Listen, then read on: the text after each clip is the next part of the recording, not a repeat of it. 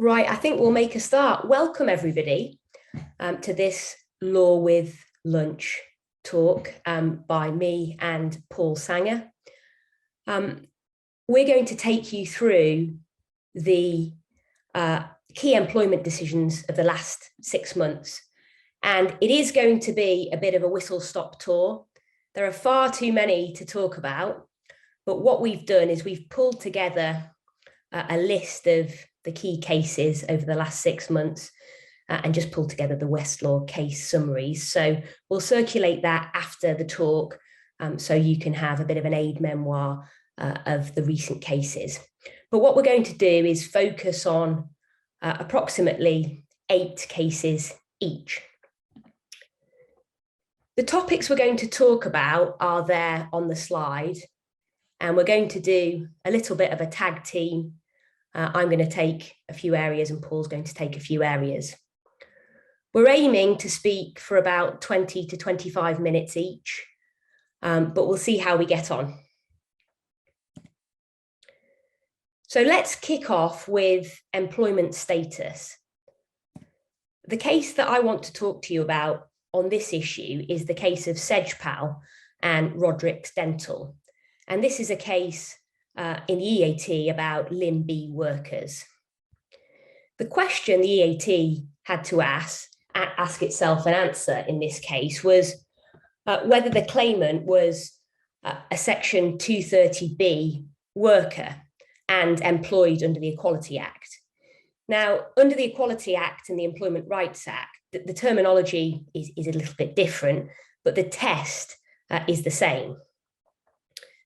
The facts were that in 2010, the claimant entered into what was called an associate contract. And she was a dentist, and that contract said that it was not a contract for services, and nor was it an employment contract. And it also had in it a substitution clause. That substitution clause was a requirement to provide a locum dentist after 14 days of failing to use the respondent's facilities. And that locum had to be acceptable to the respondent and was also subject to inevitable regulatory requirements in terms of being a qualified dentist. Factually, the claimant never engaged that term. She never provided a locum. In 2018, her contract was terminated while she was on maternity leave. And the tribunal, at first instance, held that she wasn't a worker because there was no mutuality of obligation and there was an unfettered right to substitute. The claimant appealed, and the EAT allowed the appeal. And it was Honour Judge Taylor that heard the appeal. And what he said, and I'm not sure we'd all entirely agree with this, was that deciding whether a person is a worker should not be difficult. I think our experience, or certainly mine, is that sometimes it can be quite difficult to apply the requisite tests. And this is a fairly useful quote on the slide, but I just want to take you through the reasons that the EAT allowed the appeal. Now, what the EAT said was that the tribunal had failed to focus on the statutory test. And the test is set out there on the slide. And the EAT broke the test down into 2 stages, each with 2 elements. And what they did was looked at each of those stages and provided a summary, effectively, of the law on Limb B worker status and guidance on how to apply the tests. But what Honour Judge Taylor was absolutely clear about was that the starting point and the focus must be on the statutory test. So the first stage is effectively whether there's a contract pursuant to which A undertakes to do or perform personally any work or services for B. And the EAT recited the relevant law. What is required is a realistic and worldly wise determination of the true nature of the agreement with a focus on the statutory wording. And quite interestingly, what was clarified in this case was that the concept of mutuality of obligation goes to whether there's a contract at all. And the EAT looked at this case of Stringfellow, and it was said in that case that every bilateral contract requires mutual obligations. They constitute the consideration from each party necessary to create the contract. And what the EAT said is that often there's no real issue about mutuality because there's no doubt there's a contract, and it only really often assists in umbrella contract cases. And there was some fairly interesting obiter comments about the concept of mutuality, which I haven't really got time to go into today. So that's the first stage. The second stage, if the first stage is satisfied, is to ask whether A is excluded from being a worker because A carries on a professional business undertaking of which B is a client or customer. Now, here, the EAT said the concepts of integration, control, and subordination may assist, but they did know it's not enough for A to be genuinely self-employed. B must actually be a client or customer.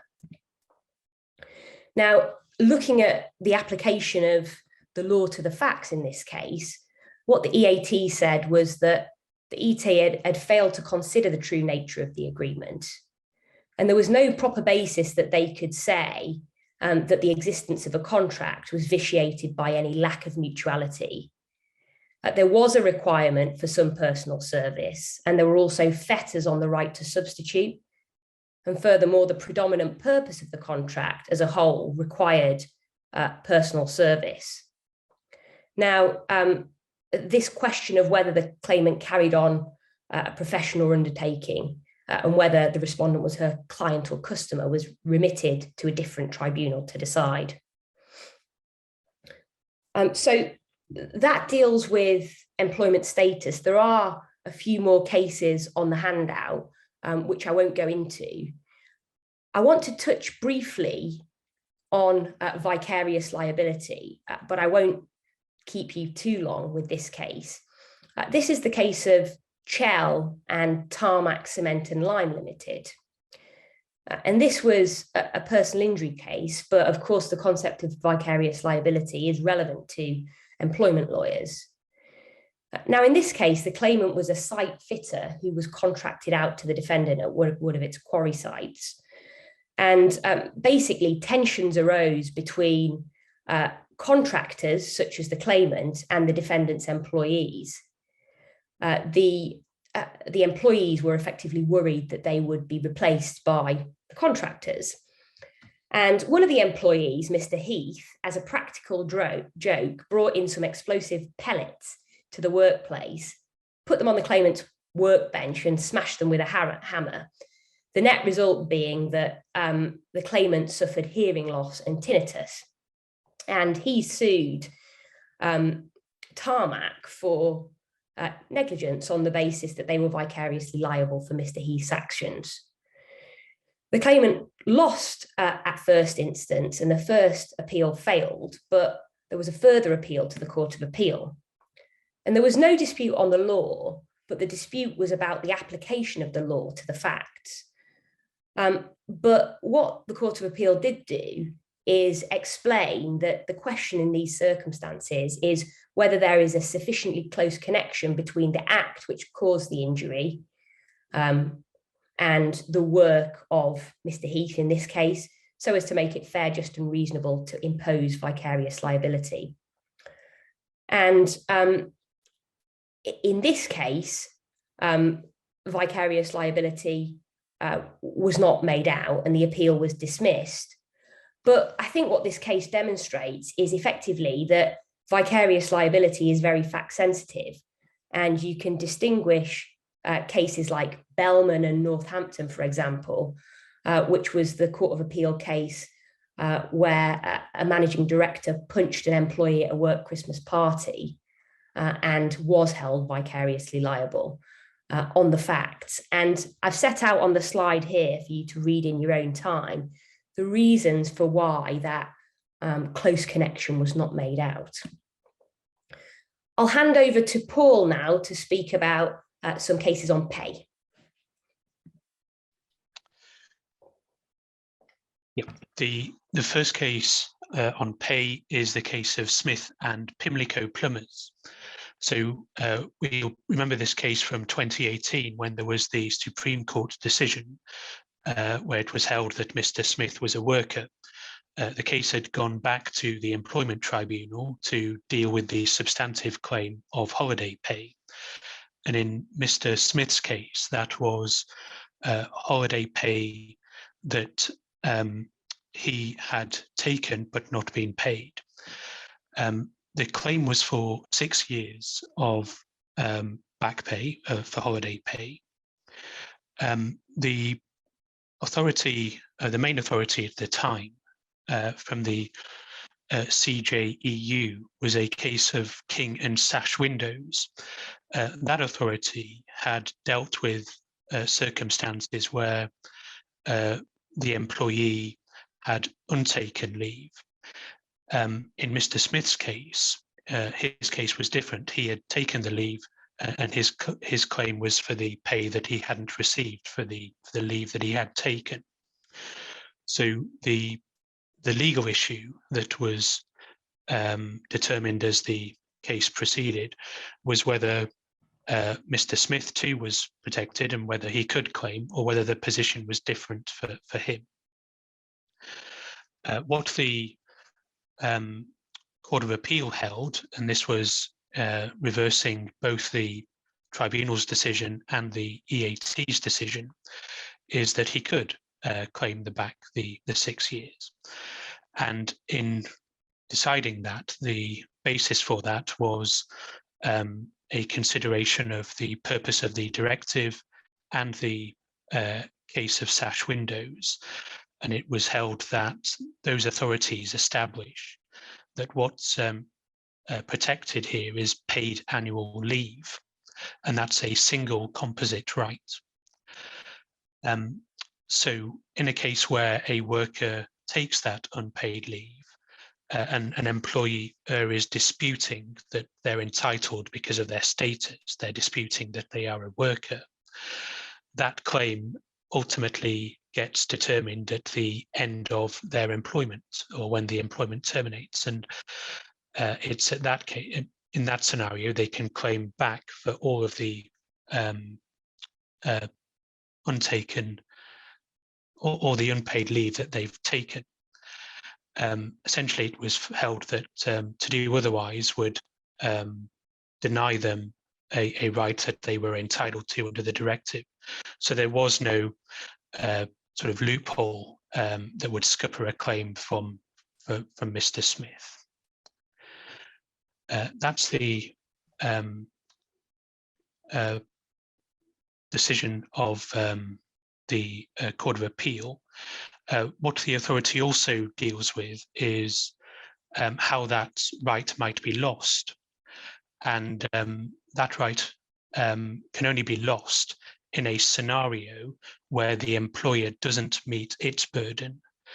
And that burden is really threefold. Firstly, it needs to say specifically and transparently that it is giving the worker the opportunity to take the paid annual leave. Secondly, the worker needs to be encouraged to take that paid annual leave. And thirdly, it informs the worker that the right would be lost at the end of the leave year. If all of those criteria are satisfied, then somebody in Mr. Smith's position may not have been able to recover for his back pay of holiday pay. The next area that I'm going to discuss is some cases on unfair dismissal. The first of which is Craig and Abellio Limited. This is a constructive unfair dismissal case. The claimant had some issues regarding his pay with his employer. He alleged that he'd had outstanding pay that was owed to him. that was something that he submitted a grievance about, and the initial response to the grievance was that it was rejected. However, Mr. Craig was successful in a grievance appeal, and the employer, as part of that outcome, had said that it would pay back £6,000 in back pay and do so by a specified date. The employer failed to make that payment, and that was what Mr. Craig said was the last straw of a series of breaches, following which he resigned and brought a claim for constructive unfair dismissal. The first instance tribunal had held that there hadn't been a repudiatory breach of contract. Really, on all facts, it found against the claimant and in favour of the employer. It held essentially that the grievance and the grievance appeal outcome was such that the matter had been redressed, and therefore it couldn't be a repudiatory breach of contracts. And with regards to not paying by a certain date, that was held to be a simple mistake. It held that the delay in payment wasn't a repudiatory breach, and it also didn't amount to a last straw in a history of events. Now, that was appealed by Mr. Craig, and the EAT reversed the tribunal's decision, and effectively it held that the tribunal hadn't appropriately engaged with the case that had been put on the last straw. In essence, it didn't give it enough consideration, and therefore the finding was that there was a repudiatory breach. What the EAT really underlined was that in a case where an employee is raising an issue about pay is one of the matters that are very likely to give rise to a claim for constructive unfair dismissal, where the claimant is underpaid. And what the EAT had also held is that the tribunal's findings didn't go far enough in justifying why all matters in their chain didn't constitute a cumulative repudiatory breach. So therefore, the EAT reversed that decision. The next case that I'm going to deal with is the case of Ossinuga. This is a claim against a BPP, and there's two aspects of it that I'll cover. The first one is to do with the finding that was made that there was a redundancy situation. The second is a procedural issue that I'll end with. So dealing with the first, just going back to the first slide of Ossinuga, the claimant had contended that there was a redundancy, had challenged the respondent's contention that there was a redundancy situation. And quite typically in these cases, the employee was saying, well, my role wasn't redundant, the outcome was predetermined, my employer was forcing me out, and I was actually required to hand over to the team that would be taking over my role. The EAT considered the tribunal's findings in respect of how it concluded that there was a redundancy situation. And in doing so, it gave some guidance about how that analysis should take place. It emphasized that where an employer is contending that there is a redundancy situation, it's the respondent's obligation to prove that the requirements of its business, in this case for the employees to carry out work of a particular kind, had ceased or diminished or was expected to do so. It also emphasised the fact that the fact of a business reorganisation does not by itself prove a redundancy situation. The consideration is still whether, as a matter of fact, a reorganisation has led to a reduced need for employers to carry out work of a particular kind. I've quoted from the EAT, and this is a very clear set of principles that can be used. It says that where a tribunal is deciding whether a redundancy situation arises, it should always begin with a statutory definition. That's in section 139. It should consider which limb of the definition the employer is relying upon. And in cases such as this, it should identify the question as being whether the requirements of the business for employees to carry out work of a particular kind have diminished. So the consideration there is the work of a particular kind, and that's what the tribunal will need to make factual findings on. That involves considering what the relevant work is, whether that work has depleted, and identifying which employees carrying out that work have been affected by that. In this case, in the case of Osanuga, those elements were there, but the EAT said that it was the case that they had to trawl through the judgment to find each of these components. So the appeal wasn't successful, the tribunal's finding was upheld.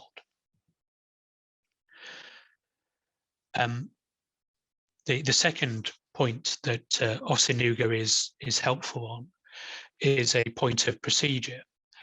And the background to this was that there was a case management hearing in the case, and the list of issues didn't specifically identify that the tribunal should consider whether the employer had carried out a reasonable consultation, whether it had adopted a fair basis on which to select, and whether it had taken reasonable steps to seek alternative employment. So it was things which the tribunal at first instance just hadn't turned its mind to. The appeal to the EAT was on the basis of whether the tribunal should nonetheless have considered those matters, notwithstanding that they hadn't been identified in the list of issues. So there are certain points which a tribunal has to determine, even if a party doesn't include it in the list of issues, or if it doesn't argue it at a tribunal hearing. Things like Polkey. The question here was whether this falls into the same category, or whether the failure to include it in the list of issues scuppers them being raised on appeal. What the EAT held was that this does fall into the category, like Polkey, that a tribunal does need to consider, even if they're not raised.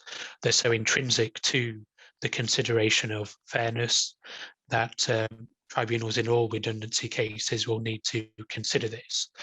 The only circumstances in which it wouldn't have to is if, by agreement, the party said, well, you don't need to consider consultation, for example, because it's conceded that the employer did adequately consult.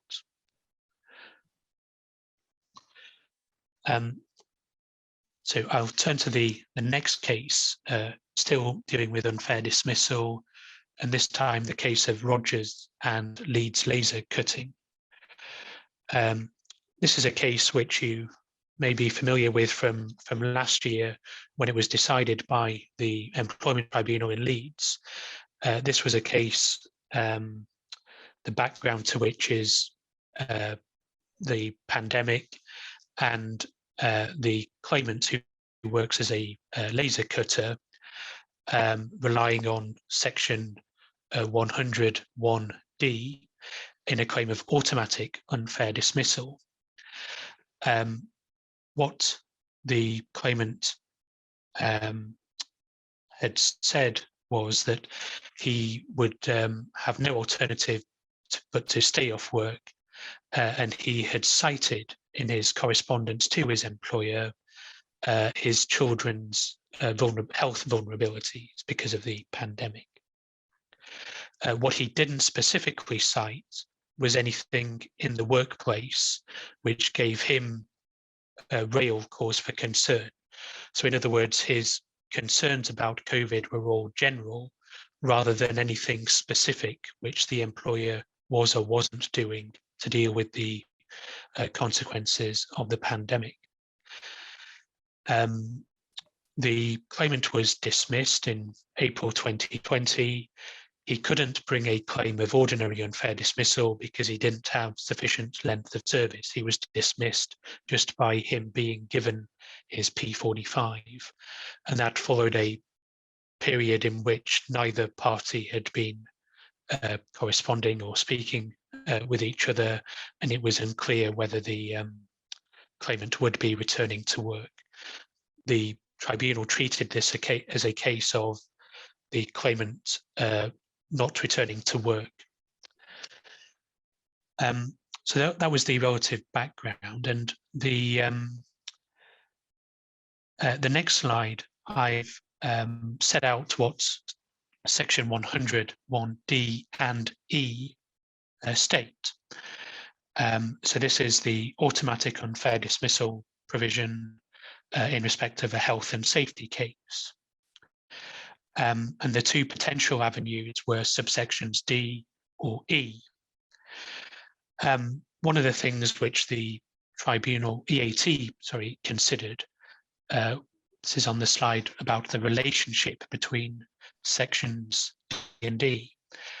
And essentially, the two are in the alternative. Section D has the provision circumstances of danger which the employee reasonably believed to be serious and imminent, and which he could not reasonably have been expected to avert. The "and which he could not reasonably have been expected to avert" is particular to subsection D. It's not found in subsection E. The representatives before the EAT and the EAT judge, His Honour Judge Taylor, all agreed that Mr. Rogers's case was a section D claim. He couldn't also claim subsection E, and that avenue isn't open to any employee to pursue where they don't fall into subsection D. These two are different in scope, in other words, is what the EAT had held.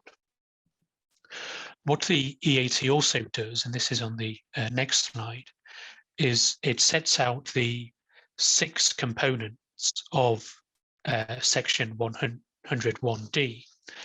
They're listed on the slide there, so I won't repeat them, but I'll just give some further information about a few of them which the EAT discussed. So the first of which is the circumstances of the danger. So the EAT considered whether this was to be assessed subjectively, objectively, or a combination of the two. And the answer, according to His Honour Judge Taylor, although it's not really definitive, is that it seems to be a combination of the two. What he stated as part of his judgment was that in reality, there's unlikely to be many, if any, real life situations in which it would be subjectively a circumstance of danger, but not objectively. So that tends to suggest that it's a mixture of the two. What that judgment also does is it recites helpfully some previous case law about what is necessary to be considered under circumstances of danger. And specifically, it's not necessary that the circumstances of danger be generated by the workplace itself, which is relevant to COVID issues, particularly any employee that's contending, for example, that it's their travel to work, which is the issue, rather than anything in the workplace. The other was that it's not necessary that the harm caused by the circumstances of the danger will occur at the employee's place of work, or to the employee themselves, or to their fellow employees. It can be to any of those. So that's circumstances of danger.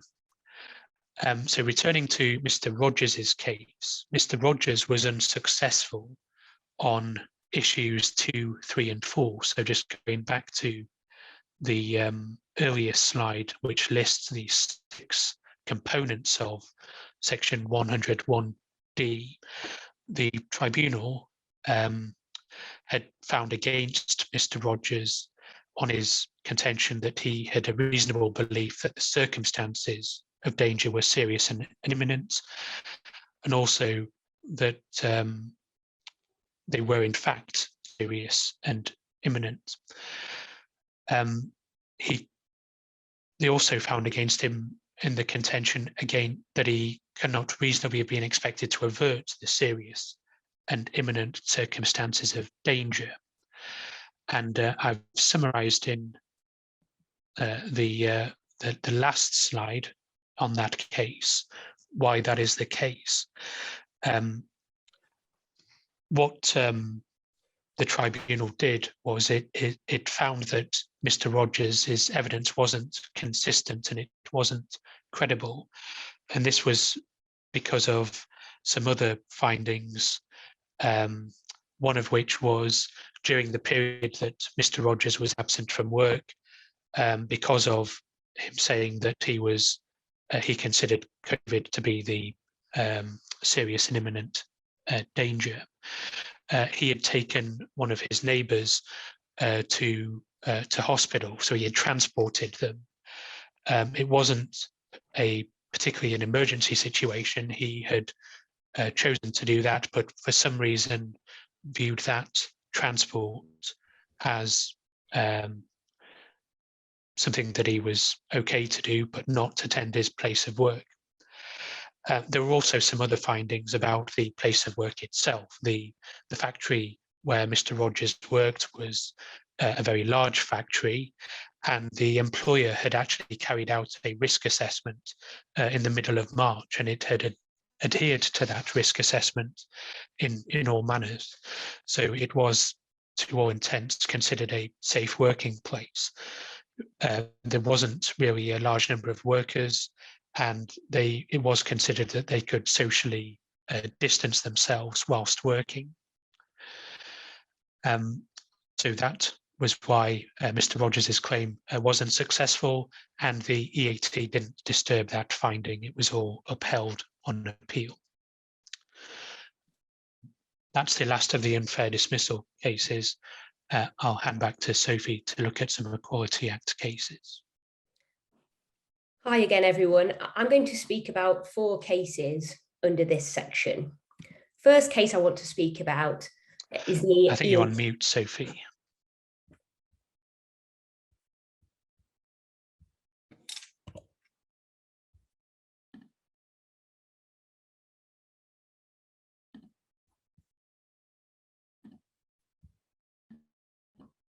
I don't think I am on mute. Can you hear me now?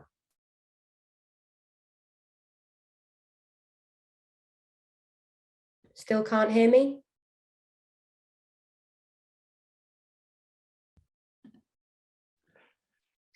It must be just me. I beg your pardon. Others can hear Sophie. Brill. Well, in that case, I'll crack on, assuming that the people in the seminar can hear me. So as I said, I'm going to talk about 4 cases under this section. The first is the case of Warburton, and the Chief Constable of Northamptonshire Police. And this is a victimisation case. Now, the facts are not particularly important, but in summary, the claimant applied to be a police officer with the respondent. And in his application, he referred to proceedings that he was bringing against another police force to which he'd applied but been rejected. And that was a protected act. Now, the respondent force gave him a conditional offer subject to pre-employment checks, but he was later told that that application had been unsuccessful because the vetting process had been put on hold until the respondent could obtain more information from the other force that he'd applied to but been rejected from. Now, the tribunal at first instance dismissed the claimant's victimisation claim. And what they said was there's no detriment and there's no causation. That was the word that they used. The claimant appealed, and what the EAT did was allowed the appeal and remitted the case back to the tribunal. And what the EAT said was that the tribunal had failed to properly apply the test for detriment. And they highlighted that the test for detriment was as set out in Shamoon. So whether the treatment is of such a kind that a reasonable worker would or might take the view that in all the circumstances it was to his detriment. The caveat to that being, of course, the well-known suggestion that an unjustified sense of grievance would not qualify. What the EAT went on to do was explain that this is not a wholly objective test, and the answer to the question can't be found only in the view taken by the tribunal itself. But if a reasonable worker, but not all reasonable workers, might take the view that in all the circumstances the treatment was to his detriment, then the test is satisfied. So some parallels, I think, with the range of reasonable responses test there. Now, the other element of the appeal was the issue of causation, as the tribunal had described it. And what the EAT said was that the tribunal had approached this because of question wrongly, and they'd looked for an operative or effective cause. And the EAT said it's clear that this is not a question of causation. And there are two sort of ways that you can test a causation type test: the but-for test, which sets the bar too low, or the operative effective cause test, which the tribunal in this case had used, which sets the bar too high. The question, in fact, is whether the protected characteristic or protected act had a significant influence on the outcome. And what that is a reason why test, which is subjective. And what the tribunal is required to do is ask why the alleged discriminator consciously or subconsciously acted as they did. Second case is the case of Allen and Primark stores. And this was an indirect discrimination case about the formation of pools. The claim was brought by a female employee who had sole responsibility for her child. And she brought an indirect sex discrimination claim on the basis that she was required to guarantee her availability to work late shifts until 8:30 p.m. on a Thursday. The tribunal identified the PCP as the requirement for the claimant to work on a Thursday evening. And when it formed the pool, it included two male managers called Z and Imran in the pool, who had an informal arrangement to work on a Thursday evening, not to work on a Thursday evening because of childcare commitments, but they would work when they were asked to do so and the store required. For example, sickness made it necessary. The tribunal dismissed the claim on the basis that there was no disadvantage, and the claimant appealed. The EAT allowed the appeal, and they started off by saying that the pool has to have a logical basis which allows the discrimination allegation to be tested. In fact, that is the purpose of a pool. And following the familiar case of Aesop, what they said is that the pool has to be populated with persons who, absent the protected characteristic, were in circumstances that were the same or not materially different to the claimant. The tribunal had fallen into error because they'd correctly excluded one employee who'd never worked on a Thursday evening and who had no interest in the disadvantage. But where they'd started to go wrong was that they'd wrongly identified the PCP. What they'd considered is whether the claimant was being asked to work the relevant shift as opposed to being required to guarantee availability for it. And evidentially, there was a distinction on how the respondent sought to apply the PCP to the claimant, who was required to guarantee availability, whereas Z and Imran were not, although they may sometimes work some shifts if required. So there was a material difference between the claimant's circumstances as compared to the male managers, Z and Imran. And the key distinction was this element of compulsion, which the EAT noted was something which was particularly important for an employee who was having to balance work against caring responsibilities. And what the tribunal had done is failed to engage with the particular PCP in issue, and that had led them into error and led them to include inappropriate employees in the pool. At the end of the judgment, what the EAT also did was acknowledge that there was some force in the respondent's observation that if Z and Imran were taken out of the pool, there'd only be a pool of 3, which was artificial. And what the EAT said is, well, that would suggest that the store-based approach to the pool that the tribunal had taken, as distinct from a UK-wide approach to all Primark stores, did not have this logical basis that was needed, and therefore the tribunal's choice of pool and the members that were in that pool was unsafe. So the tribunal's conclusions were set aside in their entirety. The next 2 cases that I want to talk about are about disability discrimination, and they're quite useful to contrast against one another.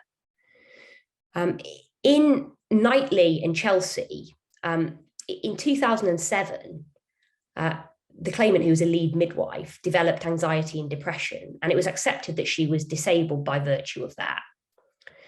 She had high levels of absence between 2007 and 2016. And in 2017, she raised a grievance about the respondent's absence management policies, which was largely rejected. After that grievance was rejected, she said that she was unable to return to work and wanted to apply for ill health early retirement. And she was absent for a further 10 months. Now, in 2018, she was dismissed on capability grounds. And she admitted at that time that there were no reasonable adjustments that could allow her to return to work. There was a right to appeal. The claimant had to do so within 10 days. And she asked the respondent to extend that, but the respondent refused. And what the tribunal found was that at first instance, the respondent had failed to make reasonable adjustments. They should have allowed an extension of time to appeal, although crucially, the appeal would have failed. And they dismissed the Section 15 claim on the basis that there was unfavourable treatment arising from disability. However, the treatment of the respondent was a proportionate means of achieving a legitimate aim, which was to deliver safe and consistent patient service. And they also dismissed the unfair dismissal claim on the basis that the dismissal was procedurally fair, despite an earlier finding of failure to make reasonable adjustments. Now, the claimant appealed that decision, and the EAT dismissed the appeal. What they said is breach of one statutory tort does not automatically equate to breach of another statutory tort, and the legal principles of each need to be applied separately. And there's quite a useful quote which I've set out on the next couple of slides, But what the EAT said was that if the adjustment would have meant that the dismissal of the employee became unnecessary, then it would be likely that the dismissal was in breach of Section 15 and unfair.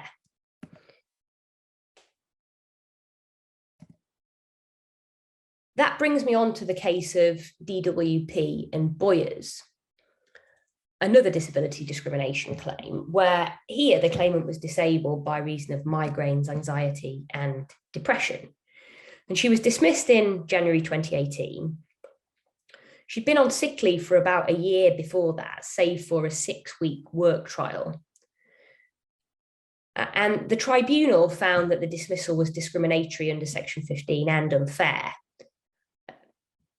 Now, the dismissal was not, the tribunal found, a proportionate means of achieving a legitimate aim, or the two legitimate aims that the respondent had set out, which were protecting scarce public funds and reducing strain on other employees caused by the claimant's absence. And part of the tribunal's reasoning was that this work trial may have allowed the claimant to stay employed. Now, the respondent appealed, and it was actually the second appeal. The EAT dismissed the appeal on the basis that the failure in process regarding the work trial properly formed a part of the tribunal's balancing exercise. And they set out some quite interesting comments about the nature of that balancing exercise. They effectively said it's an objective test with a focus on the outcome.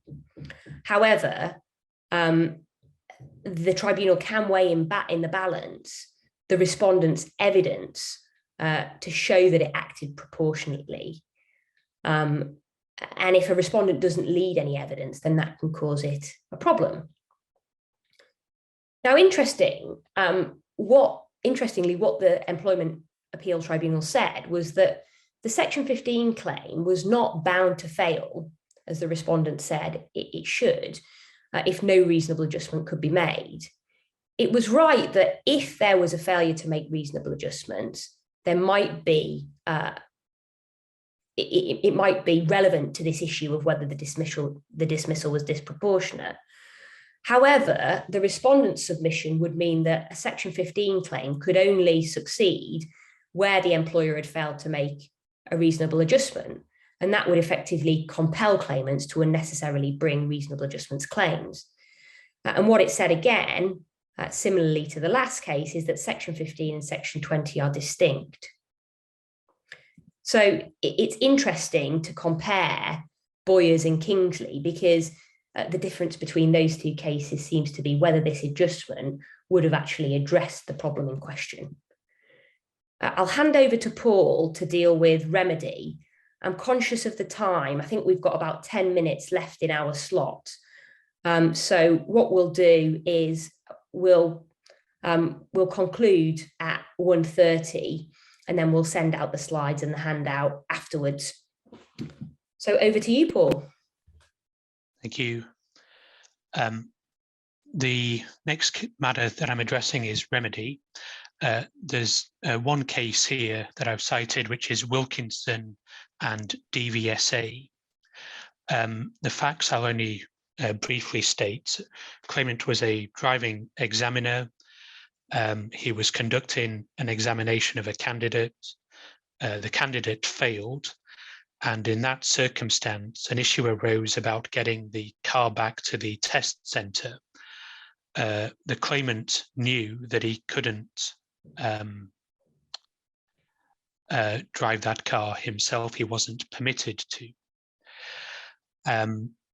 Nonetheless, the claimant did drive the car back. He was required to fill out some paperwork, and in the paperwork, he doesn't reference the fact that he drove the car back to the test centre. It nonetheless comes to the employer's attention, and an investigation is carried out. That in turn leads to a disciplinary hearing at which he was dismissed. The findings of the tribunal were that both the investigation and the disciplinary were obviously poor. various things were wrong, but perhaps the top of the list was that when the claimant was invited to a disciplinary hearing, the letter was a pro forma letter, which actually didn't give a date and time. He had to find that information out himself. And it crucially didn't set out the allegations that he was facing. Tribunal, this is on the next slide, found that there was an unfair dismissal. The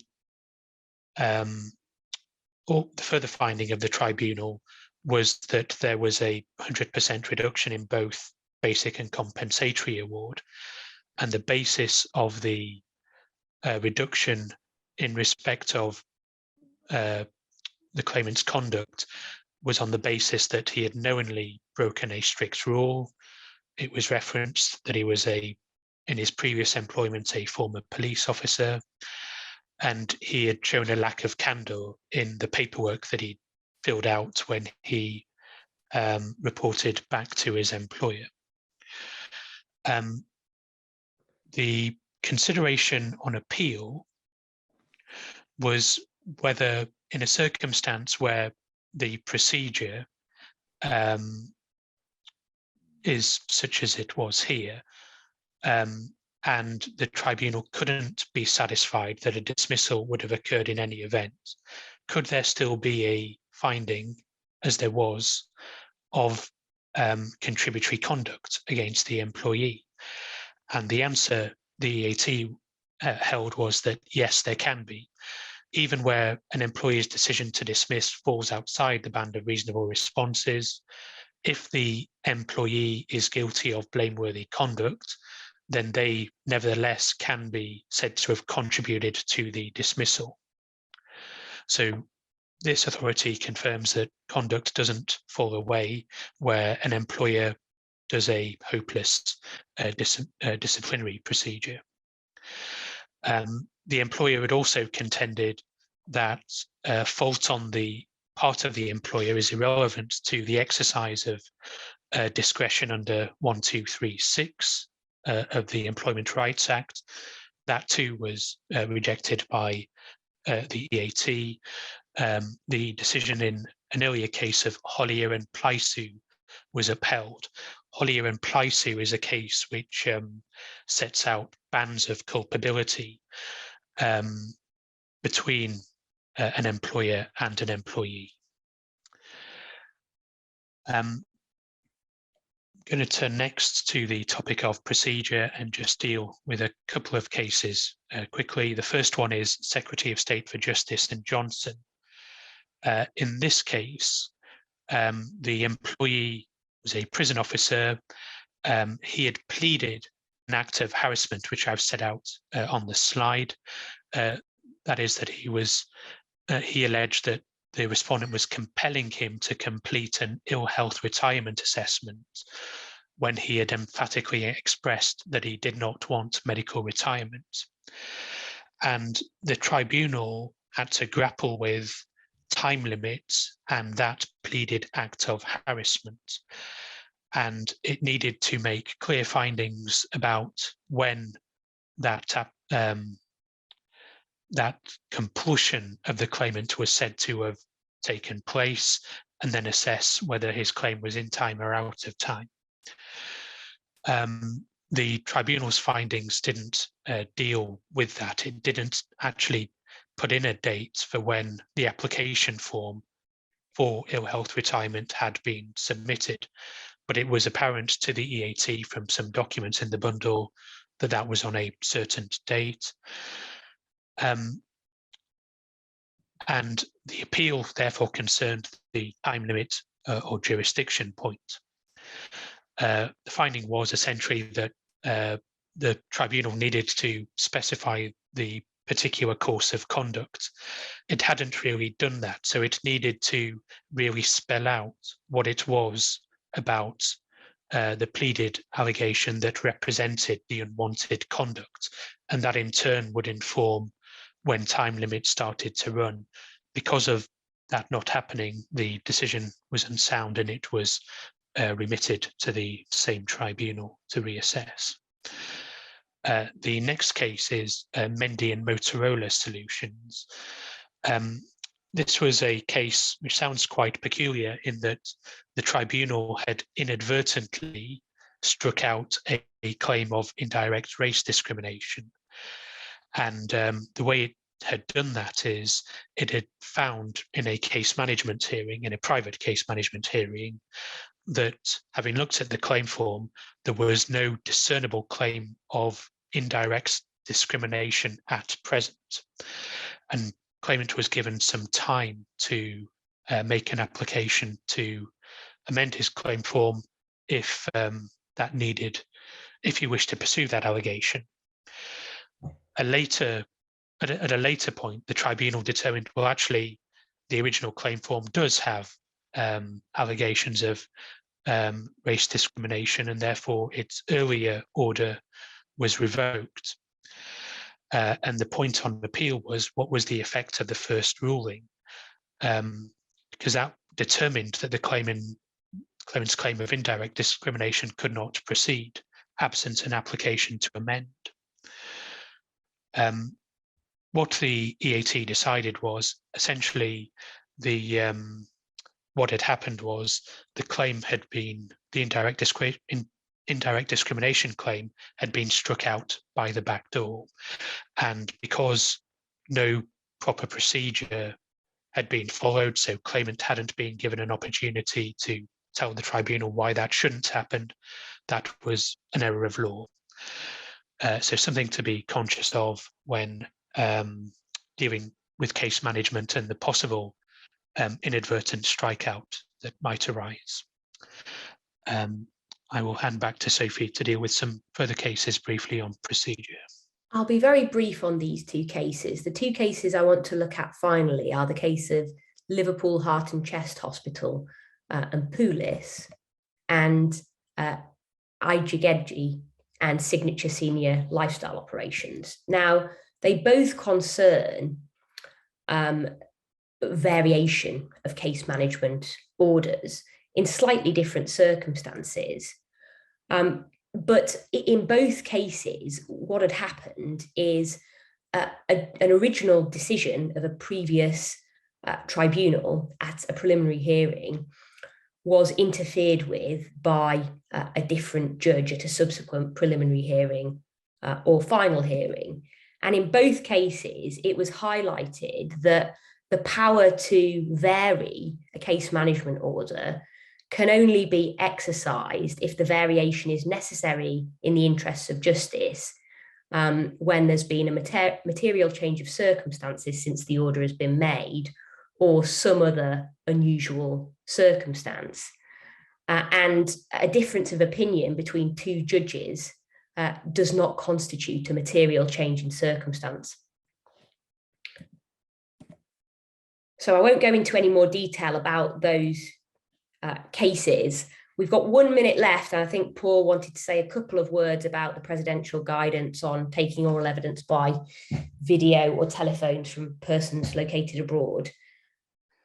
Yes, just to say, well, I've included a link on the slide, so that'll be coming out to the guidance, but just to emphasize that this is of some importance. There have been cases that have progressed to a final hearing, and because the procedure that's laid out in the guidance hasn't been followed, it has meant that hearings have had to have been aborted.